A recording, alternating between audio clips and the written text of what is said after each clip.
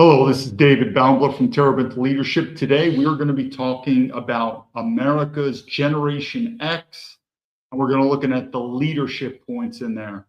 The one thing before we're going to go into the news and some other events to explain it. But the first thing I want to let known is every generation feels like either their generation's the best or this is not the point. Obviously, I'm Generation X, and in many ways, the baby boom generation, which could quite possibly looked upon as the worst generation, is what it is. That is my opinion. But I'm not saying Generation X is all that great. But Leadership 101, who is in charge of America now? It's the baby boom generation. But Generation X is also starting to either already have the leadership mantle of America or soon will be becoming the leadership. So what does that mean for leadership? Well, look, how's America doing? If America is doing well, then you credit the leadership. If America is not doing well, then you blame the leadership. So before Generation X says, hey, we're awesome, we're great, well, America's not doing very good. Now, if we feel that when we become the mantles of leadership post baby boom generation and we fix America, that's another story. But I've said many times, no one's going to fix America. This place is going to go to collapse. It's going to go to revolution, go to civil war. But anyway, I do want to talk about the Generation X a little bit to understand that. But first, let's go to some news here, and then we'll kind of go into Generation X. First thing, I always like to do 4 quick articles in X. This person, his name is Leah Rain. Leah, I don't know. I've went to her many times. So she's the typical. She's all MAGA man. She's all Christian, and we're gonna assume that she doesn't know who I am, because we all know that if these MAGA Christian people, if they did know who I am, what would they do?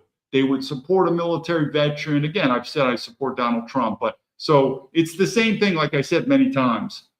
We've seen this deal play out with the liberals when they say, liberals, do you support illegal immigration or whatever immigration? And they say, absolutely. And you say, hey, would you be willing to house an illegal in your house? And it's like, no. Same thing with MAGA. MAGA, do you support military veterans?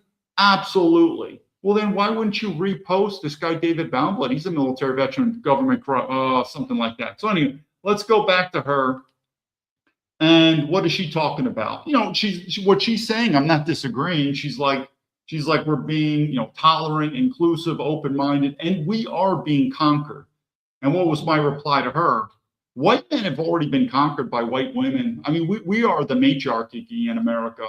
And again, that's why we let women the right to vote. That was horrible. But if you think about it, and this goes, before we go, let's talk about leadership. Let me put this up. This is an important thing. People say sometimes, and I'm looking at the white man, like, how do we fix this system? Well, part of leadership is before you focus on the macrocosm, focus on the microcosm. Before you think you could stand up to the government, before you could stand up to immigrants, before you could stand up to any of these other issues that are facing, can you even stand up to your girlfriend, to your wife? I mean, most of these guys are cucks. So I would say that. But literally, part of the reason why white women don't respect white men is because we don't have power. They walk over us.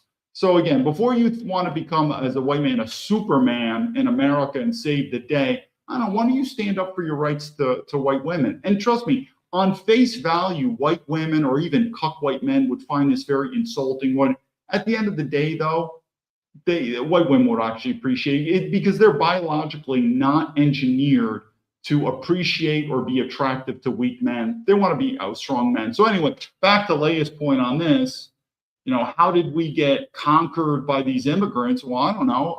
How can we expect white men to stand up to immigrants if you don't even stand up to white women? I've said many times, white women should have never been allowed the right to vote. And if you're a white woman and you find that insulting, well, if you want the right to vote, then you need to share equal power, which is what you want, equal responsibilities. And women don't. They don't want equal responsibilities. So along this line, let's go to another one here. But anyway, thanks, Leah. I assume she's going to say, I never heard about this guy, David Baumblatt. Let's assume that, because if she did, I'm sure she would be a MAGA person, 100%, and she'd repost and support military veterans. So anyway, let's go here. This woman, his name is Sadie. Look at her. She's another MAGA, all the way MAGA. Okay, that's fine. And then what did she say? She's like, no way. I mean, look at this dude here in a bikini. What did I write? This is what feminism is. This is what you wanted. What does feminism bring? It brings girly men. It brings masculine women. This is what you want. She's a feminist. This is where a lot of MAGA women would disagree with me and say, we're not. Yes, you are. You're a feminist. You wanted the right to vote. You wanted equal power. This is what you get. But in the meantime, Sadie, I'm sure you also have a great excuse. You've never heard about me. Maybe it is, but I'm sure if you did, you would support military veterans, because that's what this fake cult MAGA team is all about. It's basically like the liberals. They say one thing and they don't do another thing. Then let's go to this final two things here. Let's just talk about this quick. This guy, his name's Derek Van Oden. Hopefully, let me just talk about him a little bit in other videos. So hopefully you see him. He's a congressman. So let's just talk quickly about Derek Van Oden here. Let me see anyway. So if anyone knows Derek Van Oden, if you remember, I did an interview with, man, I forget it. It must have been like months ago. Or no, it must have been a year ago. I did an interview with this broadcast company, some type of, anyway, it's a podcast. And they had interviewed Derek Van Oden. Now, Derek is a congressman, so that puts him in a very different position than a civilian. He works. He's a former Navy SEAL, which I think most of the Navy SEALs are pussies. It's bullshit. And if any Navy SEALs find this insulting, well, guess what? I'm going to show you what one of your shitbag Navy SEALs is doing, and you're going to realize why you're a bunch of overrated shitbags. So remember, Derek Van Oden is a retired Navy SEAL. So he spent his career leeching off the American taxpayer money in the military, and now he's a congressman. So he's not a civilian. He has a duty, and he takes your tax money. I have written Derek Oden's, I guess it's his secretary of his admin person. She knows about me. And the host that I interviewed with, he had also interviewed actually Derek Van Oden, and he reached out to him and said, hey, why are you ignoring this guy, David Baumblatt? Now, if you see on this Twitter, like I've done, let me bring this up. I've written this guy so many times. It would be astronomically impossible for him not to know who I am now. Again, send emails. So then here we go. Let's go back to this. So here we have a U.S. congressman. It's a bullshit Navy SEAL. Like I said, I would give you my feelings on Navy SEAls. I want to do it now. They should be defunded. They should stick with what they were meant to do, which were underwater demolition teams, frogmen. Now you got Navy SEAls in the mountains. They call them mountain SEAls. No, that's what the Army Rangers do. That's what the Green Berets do. That's what Delta. It's the typical corporation. Now you got Navy SEAls. They're doing everything. So there is a need for these Navy SEAls. They are the sons of the what's called the UDTs, underwater demolition teams. Now they're overrated and it's bullshit. Everyone wants to write books. So now, Derek, I'm looking at you. You're a piece of shit, Derek, and you make the Navy SEAls look like piece of shit. You have a duty, Derek. You are a congressman. Your money comes from the American public now. You're not a civilian. You've been leeching off the American taxpayer your whole life because you're too stupid, you're too lazy, and you're too afraid. Yes, too afraid to get a real job. I'll do many stories with my time in the military. It's overrated. So you know who I am. Why are you ignoring me, Derek? Are you afraid? Probably. Are you lazy? Probably. Do you just not give a fuck? Probably. All check. And that's why you're a Navy SEAL. You're a piece of shit for the Navy SEAls. You have a duty. You should answer me and do part of my allegation is do an investigation to find out if my allegation, which is true or not. But you don't ignore. If you're a civilian, then yeah, you have a luxury. Even though you're a Navy SEAL, you should still help out military veterans. You're not. You're a congressman. You have a duty. But that's why Navy SEAls are shitbags these days. I'm not impressed with Navy SEAls. And if Navy SEAls find anything what I'm saying insulting or wrong, then you ask yourself on whatever principles the SEAL teams have taught you. If you're a military veteran or if you're a congressman and a military veteran says, I have government corruption to report, do you A, ignore, or do you two, acknowledge and communicate with that person? And if you're not quite sure the answer to that, it shows again why Navy SEAls are overrated. But that's again, this guy is Derek Van Oden here, and he is one big shitbag who's leached off the government for his entire life. Let's go to the next one here, and here we come. So now, one second, let me make sure we have this here. Let me make sure this is up. Okay, so now we have Gretchen Smith. Now, to give her a little credit, Gretchen Smith, I believe, is a civilian. That makes it different. Now, Gretchen is supposedly a military veteran. Hopefully you could see this. And she's all about helping military veterans. Gretchen blocked me on this, okay, which makes, well, I'm sure she has a good reason. So when you block me, that's a good reason. That's a good point that she probably knows who I am because she clicked on the button. She obviously blocked me. So now the question is, besides, why is a military veteran, Gretchen, she's Air Force and she talks about helping other people. Why would she block me? Why would she not help out? And here is, we're just going to end it here, but that's Gretchen Smith. And what's the leadership on this? Well, let's use common sense. This is leadership 101. I need to do this story too. I've said this why I need to do this. Gretchen, this is to the American public. Do you think I am the only military veteran she's ever done this to, where I said, I need help, Gretchen. I have government corruption report. You don't need to give me any money. Just repost. And she's like, instead of putting my faggot finger, she's a whore. Instead of putting my whorish finger on the repost button, I decided to put it on the block button. What a piece of shit. Now, here's the question. Do you think I'm the only person that she's ever done this to, military veteran? It could be, but if it is, wow, that's a big deal. Or she might do this with other people, which then shows why would she ever serve in the military to begin with? Now, people might put me on the spot and said, hey, David, have you helped out military my whole life? Now, since I've become public, I have to admit, I have changed my views of military veteran.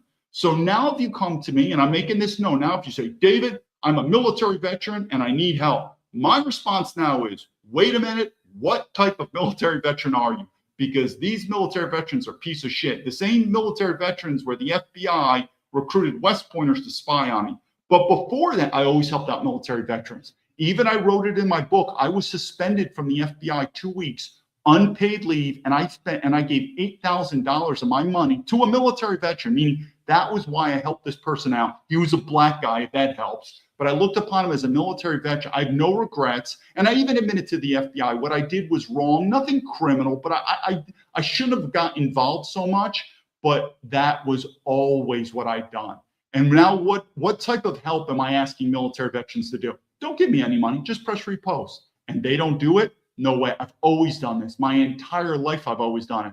But now in the future, I may not. Like I said, just because you're a military veteran, and I've said to the American people, I don't know why you keep saying thank you for your service to military veterans. I have total respect to a civilian that says, David, I could care less that you are a military veteran. I don't support military veterans, and you guys could go fuck yourself. I have zero arguments in the world. That's why I don't go to the liberals, even though some of them may support military veterans.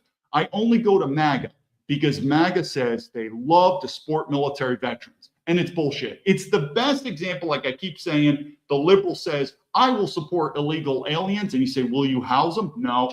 MAGA, I totally support military veterans. Well, can you press repost for David? No, doesn't make any sense. So that's it from there. So what I want to do is, let me see some comments, then we'll go into a chain. It just, the whole thing, and let me give, well, I was going to give the example, but let me at least talk about women in the military. If women want to join the military, they can, but I would just make all the standards one standard. And what would happen? 90% of military, 90% of the women would quit the military. Generally speaking, women have no place in the military, except if it's admin. We used to have what's called the Army Nurse Corps, this and that, but whatever. If you're a woman, if you want to join the military, you can, but if the standards were the same, it's not going to happen. But I don't want to go into that. We could do another video on that. I don't have a problem, but I'm just saying, if you look at America, why is America falling apart? I've said this many times. Military veterans, it's about 1% of the American public. If military veterans cannot come together as a brotherhood or sisterhood, do you think America's going to come? And even with Trump as the president, and I agree, they're pushing this no DEI and they're firing a lot of generals and whatever. I'm not going to argue with it. But I'm telling you, there are pissed off people in the military, like meaning the military is fracturing people. It's fracturing. And one of the great things that you're seeing for me is I've never reached out to military veterans to ask for help until now. And I'm showing you as a civilian here my situation so you could read the temperature in America to see, are our systems working? Are we still cohesive? We're just talking about military veterans. And unless you think my story is an anomaly, like, well, David, the military veterans are not helping you because you're an anomaly. You're a bad egg. But I'm sure they'd help other people. I don't think so. I don't think so. I think if you talk to many military veterans that are homeless or whatever, or talk even to the enlisted people, what they think about officers, it's falling apart. But you should be able to see my example, especially this guy, Derek Van Oden, who's a piece of shit Navy SEALs. The Navy SEALs are overrated. I need to do videos on it. Hey, I even believe West Point, when it comes to leadership, has also gotten overrated. West Point used to be the creme de la creme of leaders. I'm not going to put my back. I mean, I'm going to give West Point a very beneficial a judgment, and I'm going to say maybe 50% of West Point graduates who come out, where you as a civilian would be like, wow, top of the line leader. I think I'm being gracious. I'm going to say 50%. The other 50%, I think you as a civilian would be like, where the hell did my tax money go? I'm not impressed with him as a leader.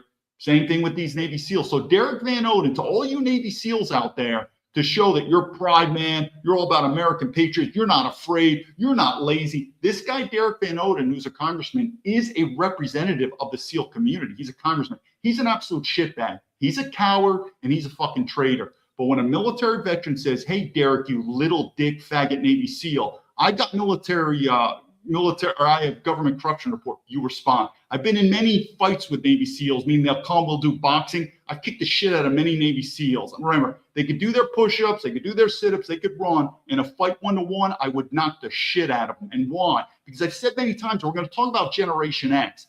There is a lack, and I'm not saying Generation X. Again, this program is not about Generation X is all cool or not. We'll get into it.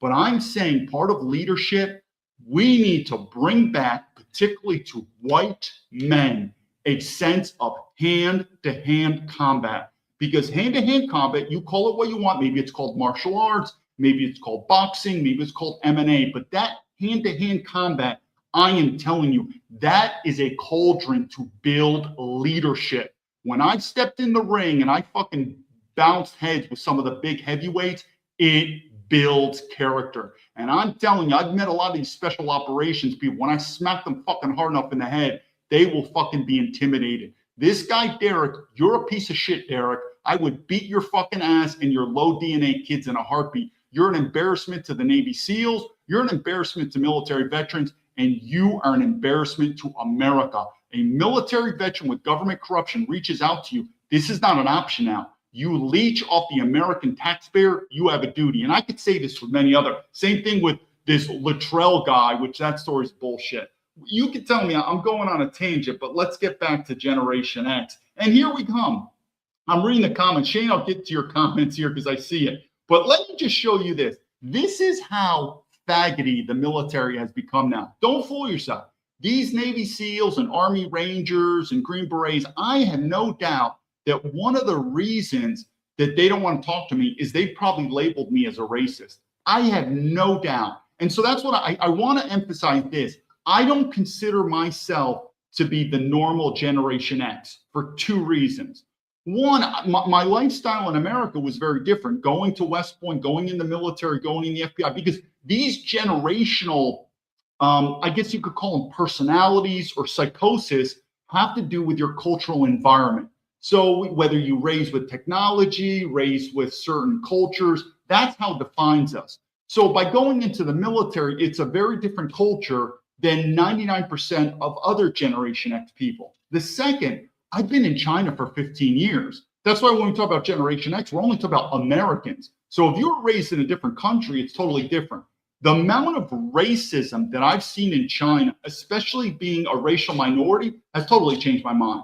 Has totally changed my mind. And I will say things, I have no doubt that these MAGA people, for the same retardedness that they look at liberals for being retarded, like the liberals they say are triggered, I guarantee I will say racist things, and these weak cuck MAGA people would be like, dude, he's a racist, I can't handle it. What do I mean by that? Well, let's just look at example number one here. Let's bring it on stage. Now, this is The Breakfast Club. Now, I'm not saying this movie's like all great, but this would have been, this is 1985. Hopefully you see the picture. What's one of the first things I think about this picture? They're all white people. Notice that? There's all white people. You don't see black people in this picture. There's no Asian people. I don't even know if there were lesbians. There could have been some bisexuality, but we're talking about the men. I don't think any of the men were homosexual. So the point being is right here, looking at that right there. What do you think a lot of the MAGA people would say? Now, of course, there are hardcore MAGA people that I would probably agree with, but I'm saying the conventional MAGA people, they'd say, I don't like this guy, David Hall. That's a racist statement. Well, that's why you're a cock. But it's the first thing, think about it. You don't think The Breakfast Club is an iconic Generation X movie. I'm not saying it was great. I watched it as a kid, and it is what it is. And I thought that little thing about the video sounded cool as an advertisement. But the first thing I noticed was these are the star characters in the movie. They're all white. The men, at least, I don't remember the women. I can't remember the movie, but the men, I'm pretty sure the men were heterosexual. Again, if women are bisexual or whatever, there's a little bit different. That's another video I could talk about. The men are all heterosexual. They're probably all Christian or Christian oriented. I think I mentioned already they're all white and this and that. What do you think would happen in today's movie? Even Disney, there's got to be a black person. There's got to be an Asian person. There's got to be a homosexual person.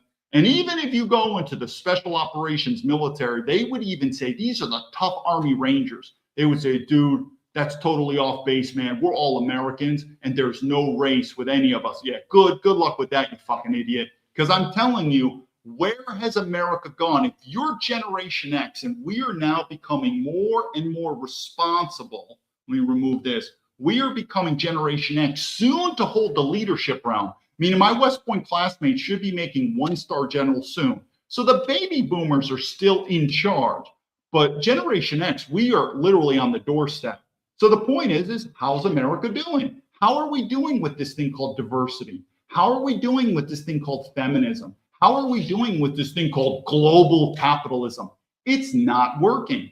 Even I was gonna do a clip of Gavin Newsom. No, I'm not supporting any Democrats. Not like I really support any Republicans. I truly believe Trump was different. He still is different, but not as much as I wanted to. Anyway, Gavin Newsom is also saying the same thing I'm saying. He goes, our country's going down, that the future generations of Americans are not going to have it good as their parents. And I've said many times to the audience people, our systems aren't working. By you seeing me talking here, they're not working. Now, what I can give you is this. The solution that I'm saying, which is nationalism, well, it's definitely different than what the liberals, Democrats are saying. So we can argue about the solution. But now, what has totally changed is when I left America in 2010, it wasn't mainstream that America has a major problem, that we're going to collapse. It's mainstream now. It's totally mainstream. So that's changed. But you could still argue with me and say, David, I agree with you. We have a problem. But this thing called nationalism that you're doing, that sounds like Adolf Hitler. And I'm totally against racism. And I can't talk with you because even though I'm a MAGA, if you're a racist, I get triggered and that's it. Have fun. You go have fun with that. But anyway, you kind of see that our country's not doing very well. What we're going to do is I'll read the comments right now. Let's just do a quick video on Generation X. The one thing that I would agree that Generation X is different. This was in my lifetime. But again, like I said, I still think I'm very different with China and in the military. But Generation X, and I keep saying, what are the two things that keep going forward in our life? Globalism and technology. Does anyone not agree with that? And I'm not saying I'm pro-globalism. I've said I'm a nationalist. And I like technology, but I think we're going to get chipped, like in the Bible. I mean, we are going to get the mark of the beast. But all I'm saying is you don't agree that technology and globalism have been constant. It's constant.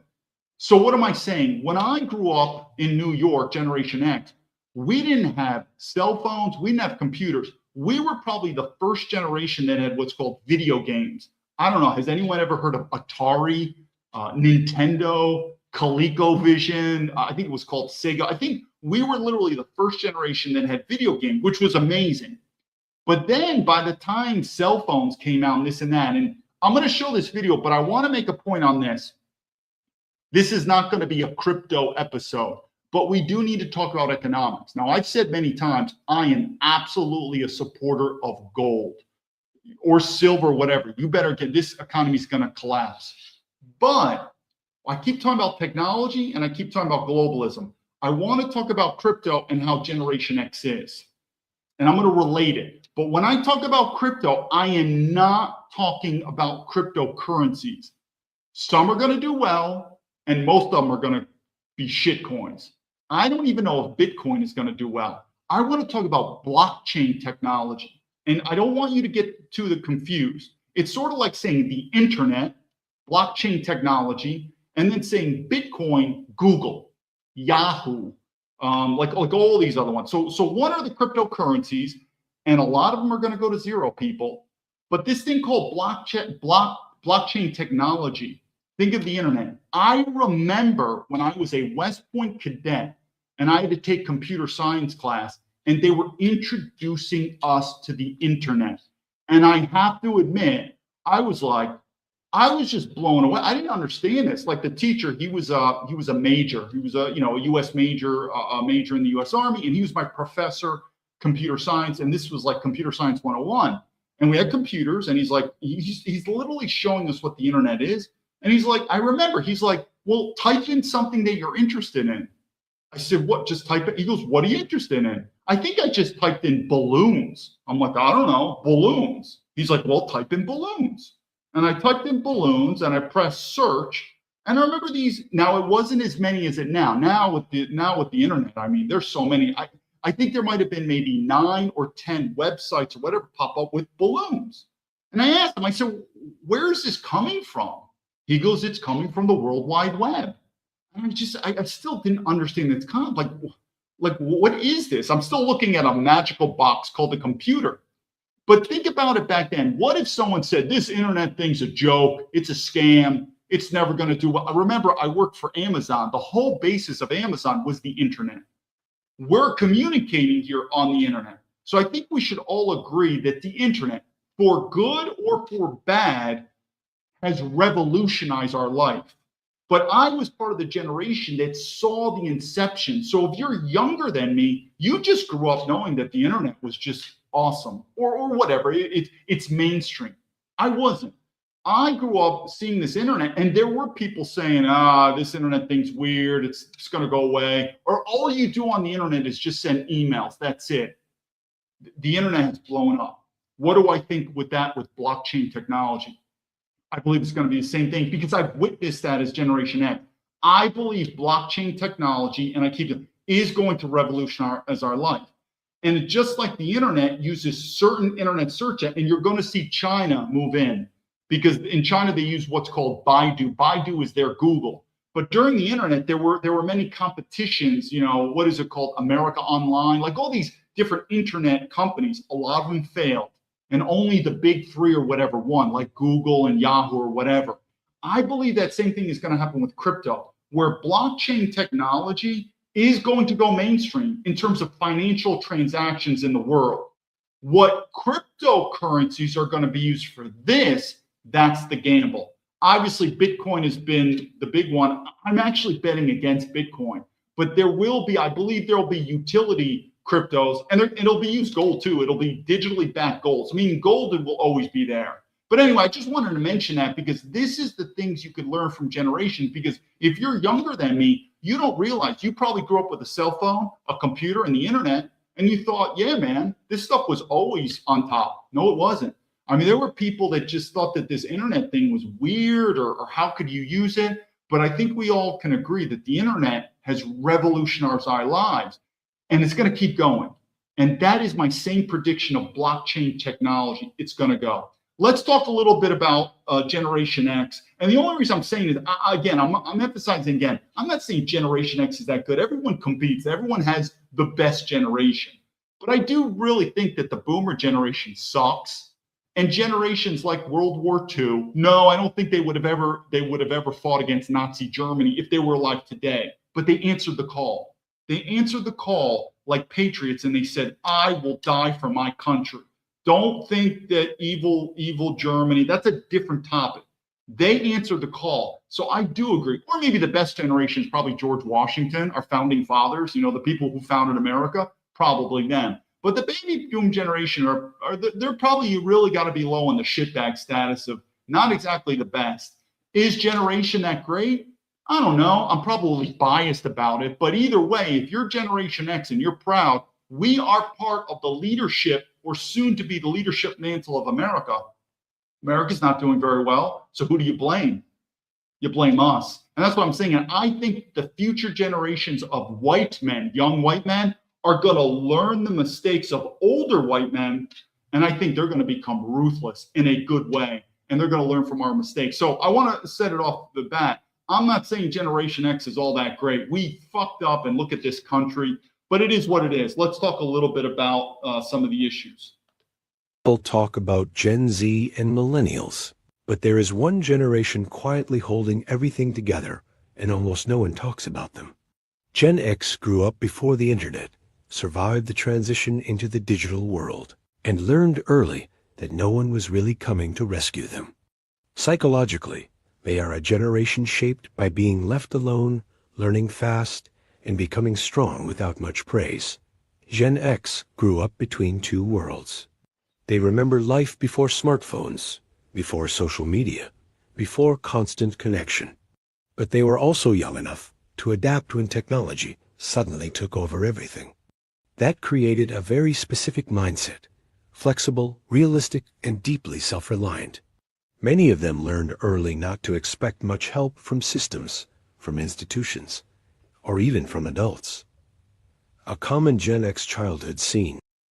So the reason what I'm saying this too is this is kind of human intelligence or espionage 101. It's called political intelligence, but our adversaries are researching Americans. We don't do very good. What we do in the intelligence community is we'll look at political leaders. So for instance, Xi Jinping and Putin, we will do a deep dive on these leaders. I just don't think we do a good, I don't even think American intelligence knows China very well. I've said this many times. But the point being is if you are our adversary, you're going to realize that Generation X is going to be the next leaders of America. And you're going to study and study.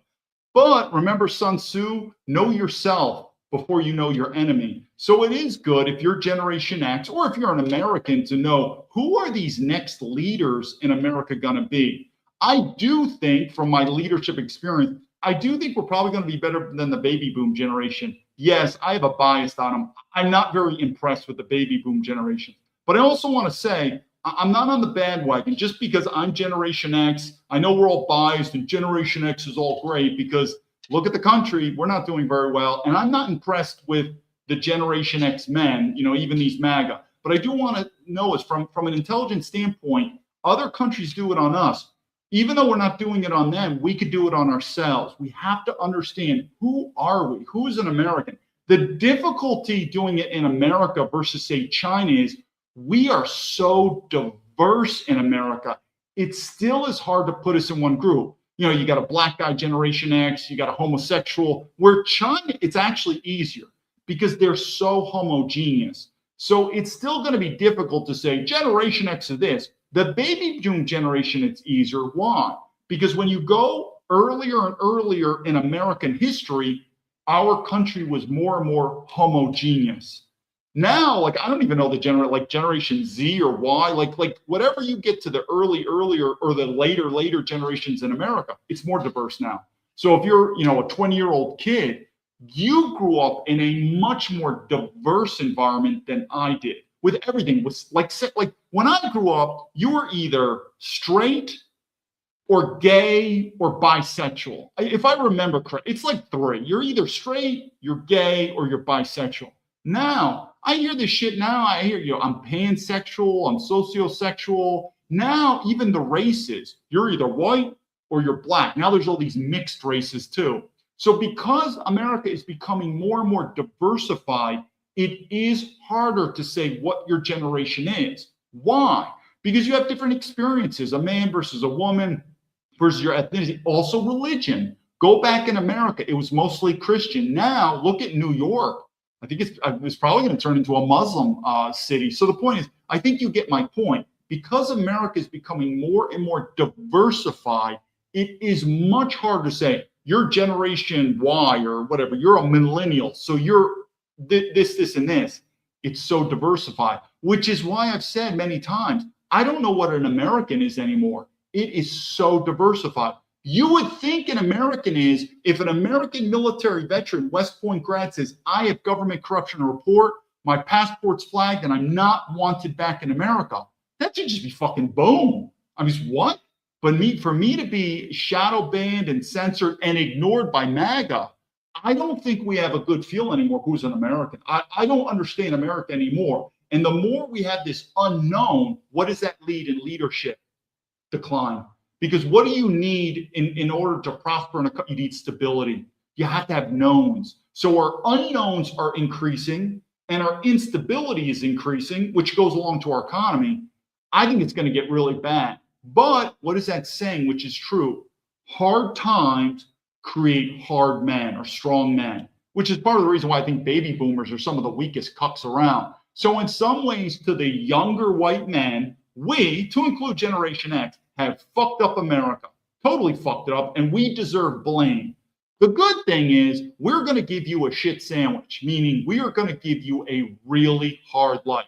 You don't have to join the army. You don't have to go to ranger school. You're going to have your own ranger school in the world. And if you survive, you're going to be a much harder, stronger man than any of my pussy generation is, and definitely the baby boom generation. That's sort of the light at the end of the tunnel, the best I can say. Is simple. You come home from school. The house is empty. The key is under the mat.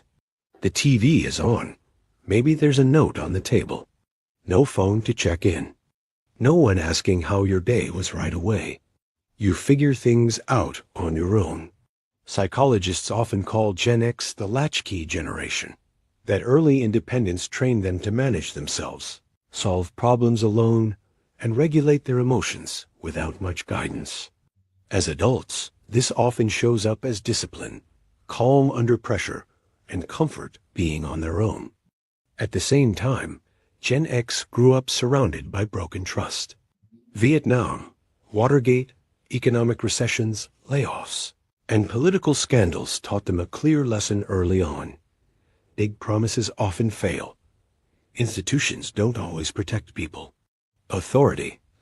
That's the one thing I want to give the younger generations. I feel like now a bit of a father figure, or when I was in the military, like you're an officer and you're giving advice to your young soldiers. And that is, if you're young, if you're a young American man, and again, my audience is mostly white men. I mean, I would happy to have civilized, polite debates. If you're a Black American man or an Asian man, definitely if you're a Chinese man, you're going to get smoked, but I'd be happy to talk with you. But anyway, I'm trying to give advice, and that is, if you have this belief, and that's what we had, Generation X, on this thing called the Constitution, right? You're screwed. Or if you have this belief in the legal system. And I think if you're a young white man, you're starting to see that the system is cracking. But my best advice to you, which wasn't in my case growing up, I had a much more stable America growing up, is I'm telling you, if you have this blind faith or belief in the American system, the American dream, the Constitution, the legal system, I am telling you, you are walking down a suicide path.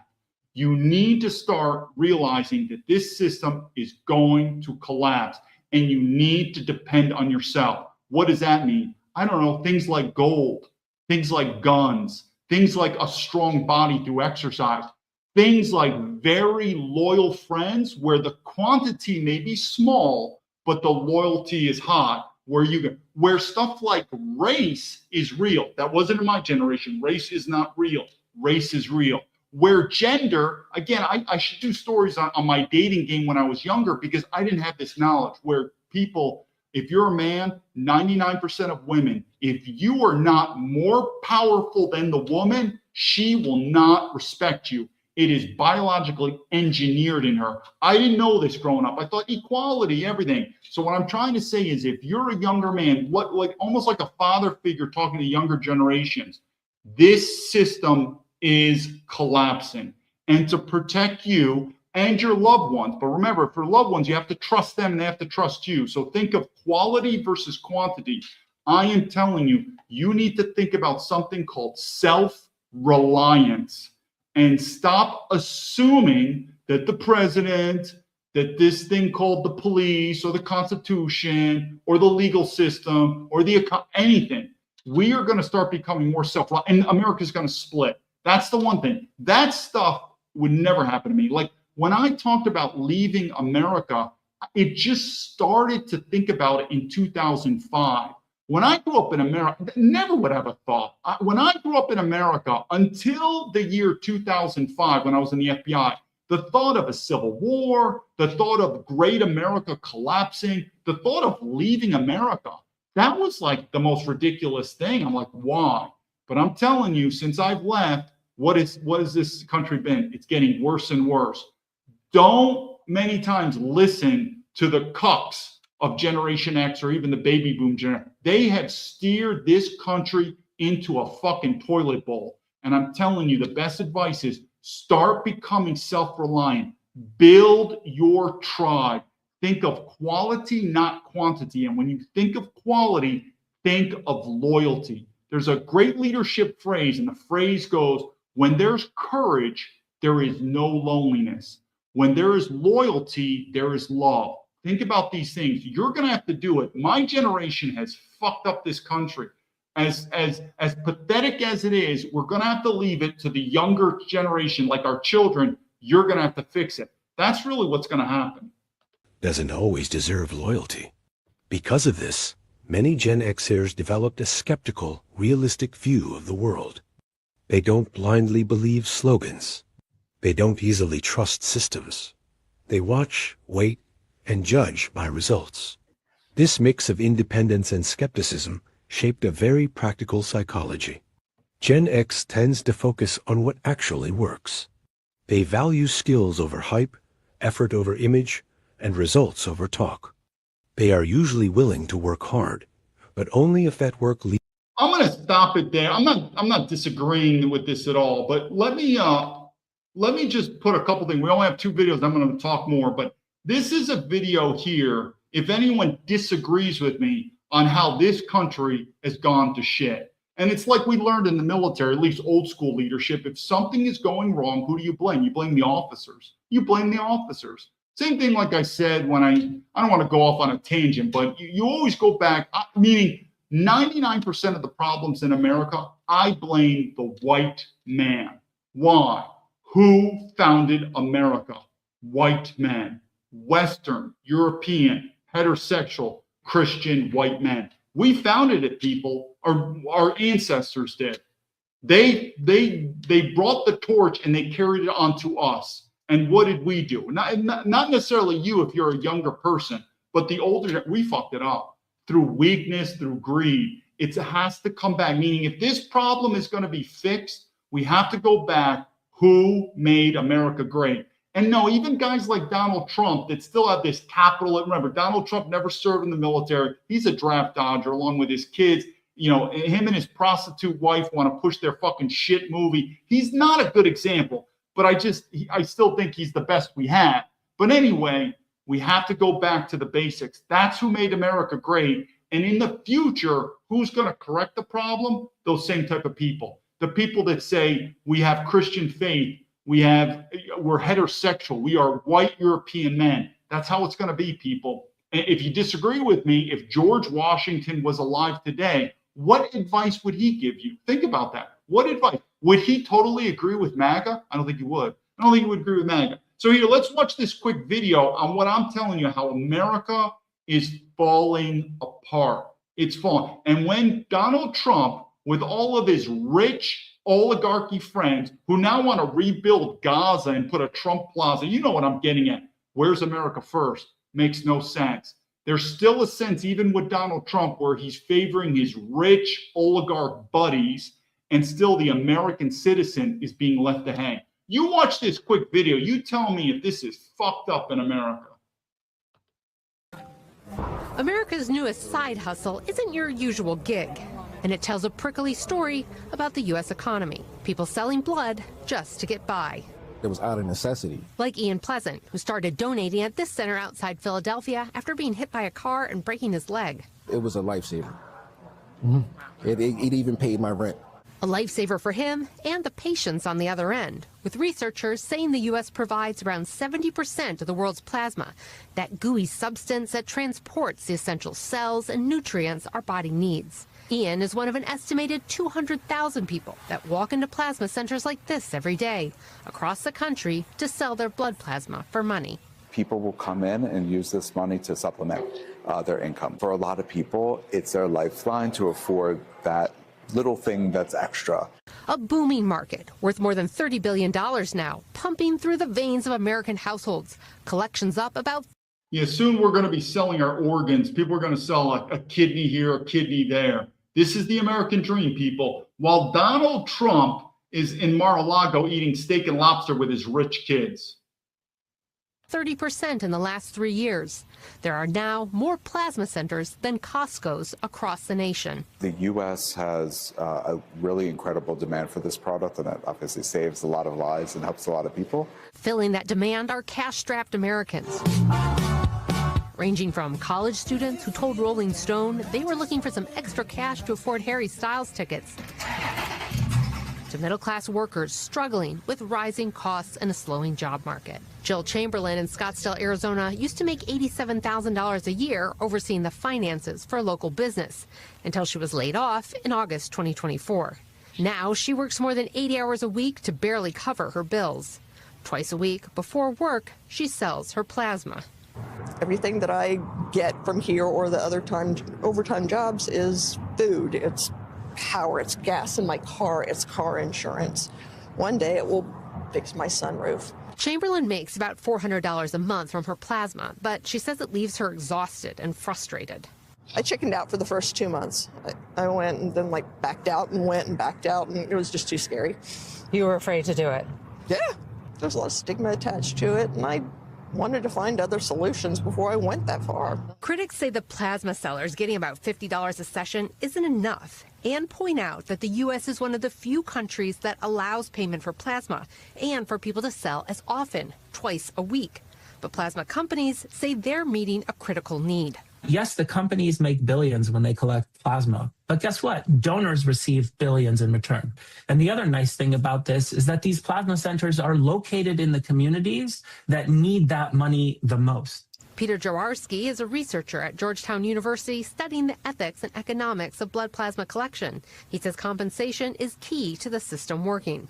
If we did not compensate donors, the whole world would have a massive shortage. Selling plasma is generally considered safe, but side effects include fatigue, dizziness, and in rare cases, severe reactions. And there's limited data on what frequent long-term donation does to the body. But for Jill, it's not just about the physical effects. It's about working more than ever and still coming up short.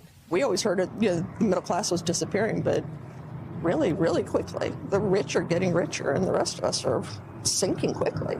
A rapidly growing industry built on life-saving science and the blood.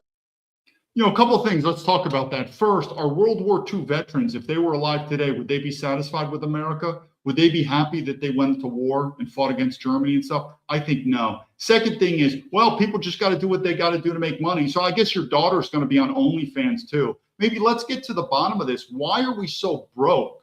Here's Leadership 101. And this is the same thing where these faggot capitalists, and again, these are not capitalism anymore. These are globalist oligarchy scumbags. But it would make sense if America's economy was dropping also for the top 1%. The problem is, and it's Leadership 101, we know this. How can we have a country where the middle class or anyone, basically, the bottom 99%, it's getting harder and harder to survive. But at the same time, the top 1% makes more and more money. It doesn't make any sense. This would be unethical. This is not a country. Meaning it would make sense if even our leaders, Donald Trump, the business, they're all taking hits, but it's not. So we're living in a country where who's getting squeezed? Not the 1%. They're making more money. But yet us in the middle class or lower again, and people think, and if you disagree with this, you're called a communist. By these stupid MAGA people like, oh, you don't support capitalism. This is not capitalism anymore. The same thing where you hear these stupid debates about taxes, where these corporations or these rich people say, you don't understand, these corporations pay a lot in taxes, then let's just end all taxes. Then let's roll the dice then. These corporations and these high net worth individuals bullshit us and they say they pay more taxes than us, the lower income. Then let's just end it because they should want it. Let's just end all taxes. They don't. They manipulate the system. But this is not good. Where is it going to go where people need more and more money? And I keep saying this. If a country is not able to reproduce and have children, which we don't, that's why we get immigration. Even the far right, or not the far right, even the normal right, MAGA people, they love legal immigration. So if you're a country and you cannot reproduce yourself, it's not a viable country. And it hasn't been. That's why even the left and the right, they both like immigration. It's not a viable system. Let's watch one more video and then I'm going to put some leadership on here. And what I want to do in this last video is, no, we're not doing a cry story for Generation X. This video is like how Generation, because I could see now that if you're a white older man, which would include me, nobody wants to hear any complaints. The left doesn't like you. The right doesn't like you. No one fucking likes you. So the best way you're going to do as a white man is you better fucking get hardcore. And people are not going to like you. But the point being is this system is going down. Everyone's getting screwed, except it seems to be the top 1%. And who is also in this top 1%? Donald Trump. And Donald Trump also loves cheap, legal immigration. Who cleans his hotels, his Mar-a-Lago? His system could not run without cheap immigrant labor. It couldn't run on it. So don't fool yourself. He's basically a CEO. He's running the country like a CEO, which in some ways is okay, like I said, but it's not nationalism. Because at the end of the day, he's looking out for the big hit. And I said this before, but when Donald Trump, the man, does sort of sleazy business issues, I don't like it. But you also got to take it with a grain of salt. It comes with the package of these high testosterone, you could almost say, alpha males.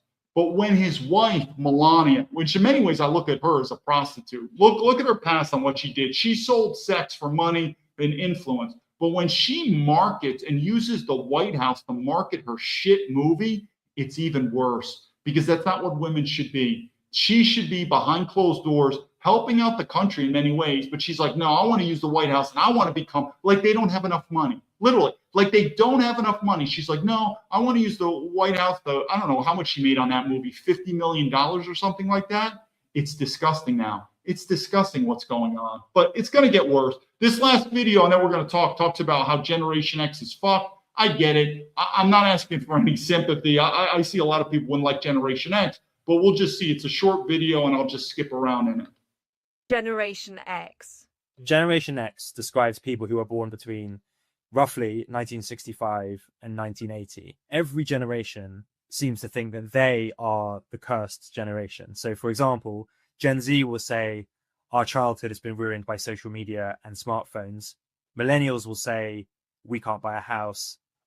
Baby boomers will say, our retirement is very uncertain. But what I've kind of discovered is that really the true losers in the generational war are Generation X. So tell me what it is that makes us Generation X really so unusual. So one thing that's unusual about Generation X. Man, I just thought about it. I should have put this clip in. Do you remember that movie called Falling Down? And I believe it was Kirk Douglas was the main actor. I don't remember when it came out. I think it came out in the 90s. I'm guessing in the 90s. And I don't remember what the reaction was in that movie. But are you telling me that is not a good, because I guess Kirk Douglas back then maybe would have been Generation X, maybe he would have been a baby boomer that day. Well, whatever, you get my point. But you're telling me that Falling Down movie didn't have a lot of examples of what's happening now in America. Well, I should have put clips in that movie. I've mentioned that movie a couple times in videos before. Again, it's called Falling Down. I think it's Kirk Douglas, if I remember the name correctly. And it's basically a pissed off white man. And I think back then, because life was still good in America, so like, oh, this guy's just complaining. Are you kidding me? I think a lot of that stuff in the movie was very prophetic on what's happening now. But we're losing it. We've lost our families. We've lost Christianity. We're losing the middle class. We're losing our freedom. Me as a military veteran, I look to these other military. What are you fighting for now? We don't even have freedom of speech, the amount of censorship that I've gotten. But that movie called Falling Down, if there is one movie that I would sort of pick among many, but one movie that I said, you know something, that has got a lot of prophetic images. And I would almost be interested to talk with the director of that movie. How was he able to think about it back then? And what would be the reaction? What was the reaction of audiences back then? And then what if that movie was played again now? Or if they did a remake or something like that? What would modern day white men think in America of that movie Falling Down? There's a lot of stuff, but I think there's going to be a lot of white men, especially older men like me, who realize this system has fucked them over. And the best advice I have for younger generation is don't be fooled like we were. Fooled into this government, this patriotism bullshit. I mean, we are a globalist corporation. That is what America is. We don't have morals in America. We are not a Christian nation anymore. Christianity is fucking dead in America. And if you don't think so, you're a moron. It is all about the money. Why are people serving the military? They are government mercenaries. FBI and the CIA the same way. And a lot of these MAGA people now have turned into a cult too. They're just into this cult, this guy named Donald Trump. And I like Donald Trump. I've said I still believe he's the best president of my entire lifetime. But man, he's got a lot of this sleazy globalist corporate capitalism that is the same slimy bullshit that has taken our country down. We'll keep going on this. Is that no one is really that interested in them. So if you look, for example, at the number of books that have been written about Generation X, or even things like the number of times that people search for Generation X online compared with, say, searching for baby boomers, they're just much less popular, basically. They're also much less likely than any other generation to know that they are themselves part of Generation X.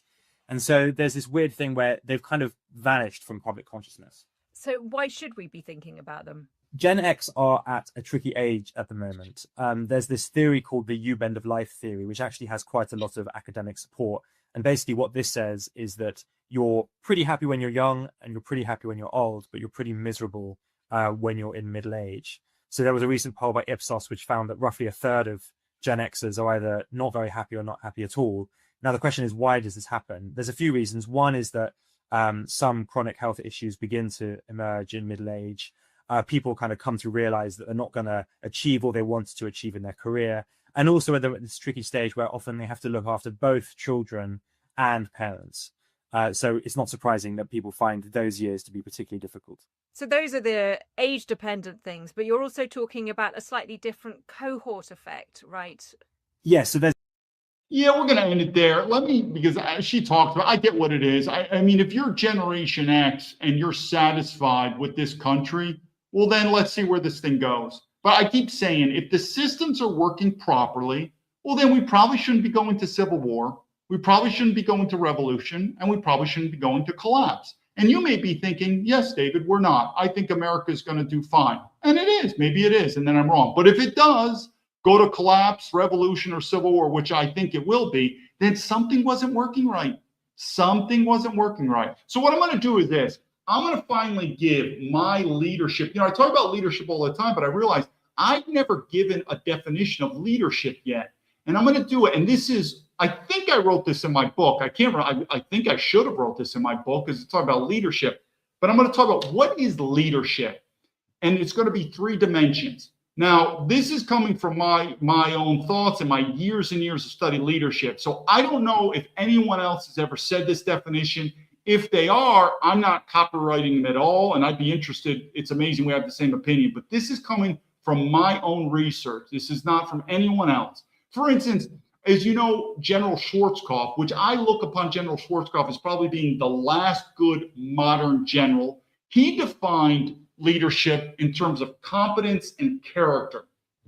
I have a little different technique. And so what I'm trying to do is, the reason I'm giving this definition is generally speaking, I believe the baby boom generations have really fucked up America. Generation X, we fucked it up too. So what am I doing? Sort of like that military leader and a father figure, I'm trying to give leadership to the younger generations and say, learn the mistakes that we did and good luck with you because we screwed it up. Do better than we did. And what is leadership? The first is leadership is composed of 3 dimensions. Now I picked 3 because 3 is an easy number to remember.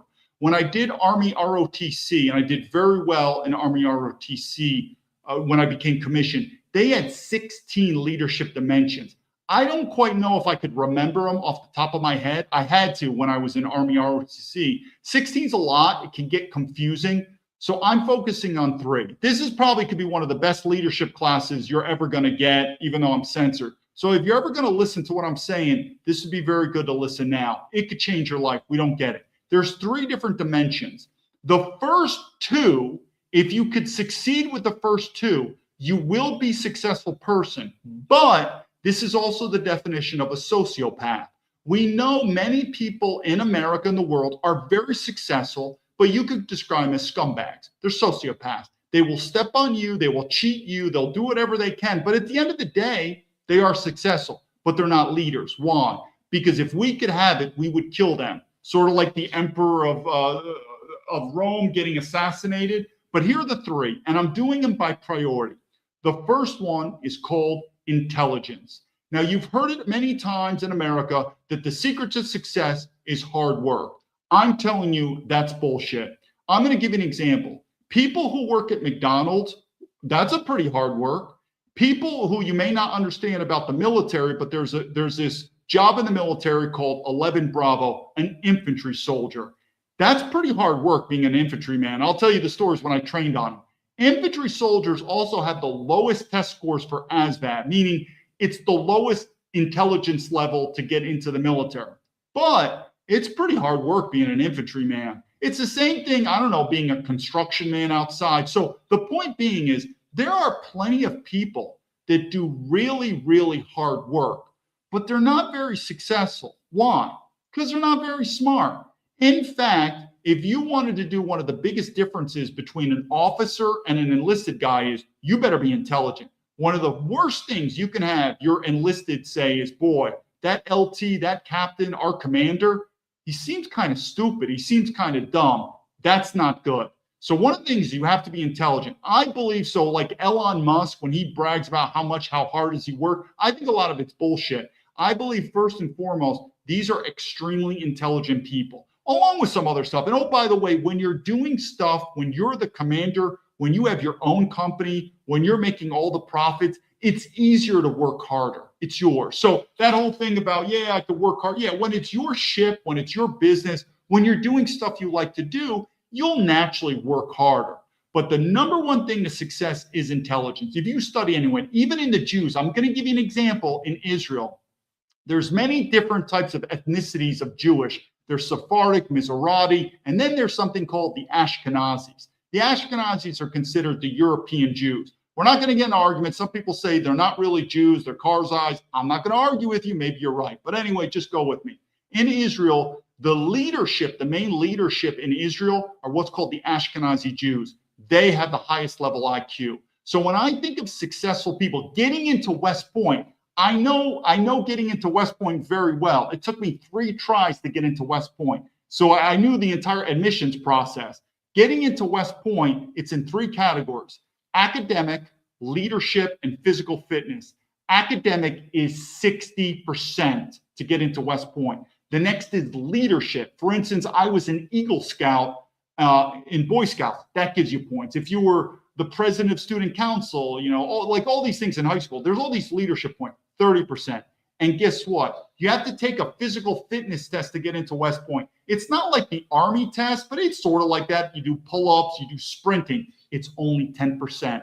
Why? Because they don't want stupid people as West Pointers. I agree. So the first thing is intelligence. But at the same time, intelligence can be broken up into 2 factors. I use a lot of this military jargon because it's easy to explain, but it's the same thing in the civilian world.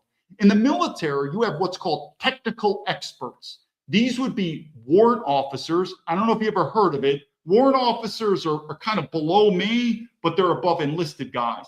And then you have senior enlisted guys like the sergeants. Those are the technical experts. When I was in the military and you could say, hey, Lieutenant Baumblatt, this howitzer 245, I don't know what, how does this thing work? I don't fucking know. Get the warrant officer here, get the sergeant. They have technical expertise. Think of them as the mechanic, the electrician. They know that weapon system very well, and they should. What should I know? You have to understand the conceptuality of the big picture. So if you're running a company, it's the same thing. You're a father, and they could say, hey, how exactly do you make baby food? You better make baby food right, because if you make it wrong, I don't know. That's what my wife does. She understands the baby food. I don't fucking know, but all I know is I protect and I provide. And I provide also the education, meaning you have to be intelligent enough to understand the big picture. And what is that big picture? Mission, objectives, organization, basically strategy and organization. Sort of what Donald Trump is. And many people have argued with him that he's a stupid person.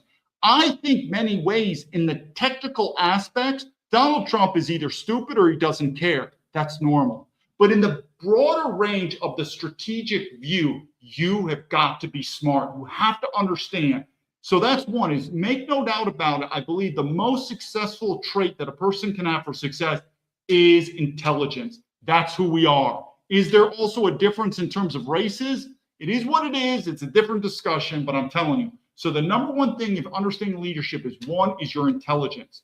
Now, the problem is there's a lot of DNA involved in intelligence, but you could also learn. But what you want to do is understand. Now, you can also become a technical expert. There's nothing wrong with that. But if you're going to lead people, you don't lead things, you lead people, you lead groups, you lead companies, you lead employees in a company, you lead citizens in a country.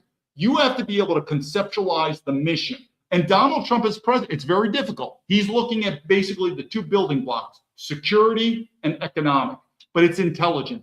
We could do another video, go on it. The first is intelligence. The second, no fucking fear.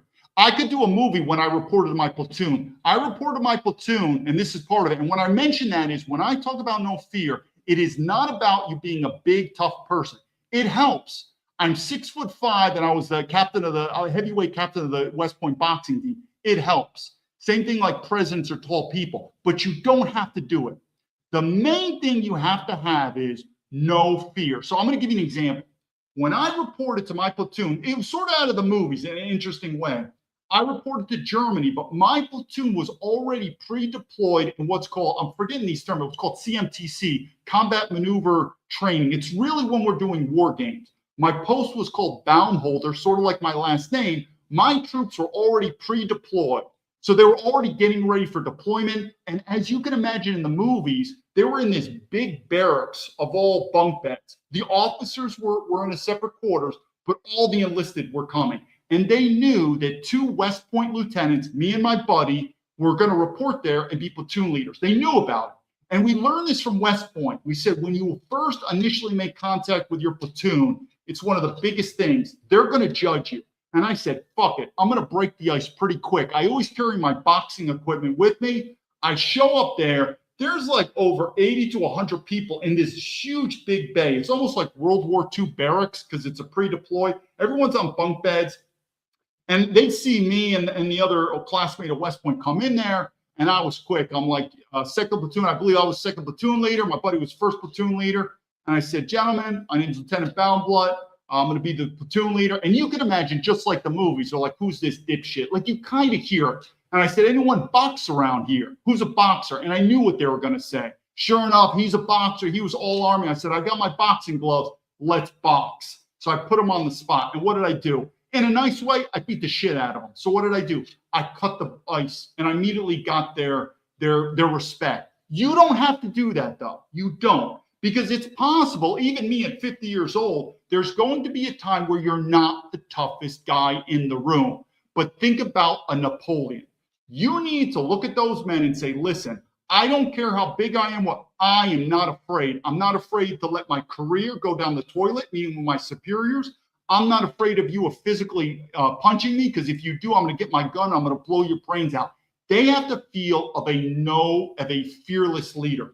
Fearless. That doesn't mean you have to have big muscles and you can fight, but they need to know that you are fearless. You will take your career and fucking throw it in the toilet, meaning you will stand up to anyone. They have to sense a fearlessness. There's probably a correlation with testosterone with that. Those, and we can explain other videos. So those are the first two elements. You show me a person who's really smart, who's fearless, and guess what? They're going to be successful, but they might be a sociopath. And a sociopath is not a leader. But a sociopath, we know these people. They're also in our government. They're successful, but they're called scumbags. And they will stab you in the back. So what's the third element of leadership? The first element is intelligence. The second element is that sense of fearlessness. Regardless of how big you are, if you know, it helps. That's what I'm saying. It helps if you learn some martial art, but you don't need it. Kind of think of a mafia person. They need to feel that you are fearless, that you will die any day, that you don't care about your career. They need to feel that sense of fearlessness. That's the second. The third element, what is it? It's called loyalty. We're not talking about Christianity, though I have nothing against Christianity and I'm pro-Christian. It has nothing to do with this thing called the Constitution. They need to feel that if you're going to lead them, they are part of your tribe, your family, and you have loyalty to them. Not necessarily that you have loyalty to other people outside their tribe. So as the president of the United States, Donald Trump, when he said America first, what do we expect? We expect him to put American citizens, which this tribe is too diverse now. It's not going to work. It's going to split. But in general, we want a sense of loyalty, which we don't. Our government is full of traitors. They will put Israel before us in any day. As long as the money's there, they will sell us out. But if you have these three characteristics that your people know, that they say, you know something, he is very intelligent. He doesn't know his ass from his elbow on this engine block. And I don't even think he knows about this weapon system, or even I don't think he understands how this computer program works. But in the general strategy, in the general organization, this guy is sharp, intelligent. Two, you need to be fearless. You could be a short guy. You could have small muscles, whatever. It hurts you a little bit. You could still overcome it, but you need to be fearless. You need to be able to say, if tomorrow I die, fuck it, I die. No one's going to fucking push me around, to include my commanders. And if that means putting my career on the line and flushing it down the toilet, I don't give a fuck. I'm not afraid of anything. That's respect. They'll give that. And the third, they will follow you to battle and they will die for you. But they need to know you are loyal to them. If they don't have that feeling, it's not going to work. And now you're called a sociopath. Those are the three levels of leadership. That's never been told before. And if it is, that's coming from all my years of experience. And if anyone looks at those three and puts them together and thinks our United States government has that, if Wall Street has it, if Silicon Valley has it, meaning these are the people who run us, or God forbid, the FBI and the CIA, and even how pathetic it is, even West Point doesn't have it anymore. It's not. And we don't have leadership. And I don't believe we're going to relearn these leadership lessons until guns and ammo are going to come. Why? That same story of hard times. As you like it or not, the reason we don't see a change as bad as it is because you haven't seen anything yet. The system is going to have to get worse before it gets better. It's the same thing with a man. When do you see a hero in times of danger? When you see that building burning is then when you might see a hero come and save a woman out of a burning building. But there needs to be danger before a hero can come. Sometimes with leadership, that same process, until you feel that this system is destroying itself, when danger is coming and you say, we need a leader. I'm not changing the subjects, but we all know even cuck MAGA people, when you mention the name Adolf Hitler. But part of the reason why Adolf Hitler was able to become who he was, if you go back to that time in Germany, the Weimar Republic, Germany was basically a toilet bowl. It was bad. And bad times require strong leaders. You have not seen it yet.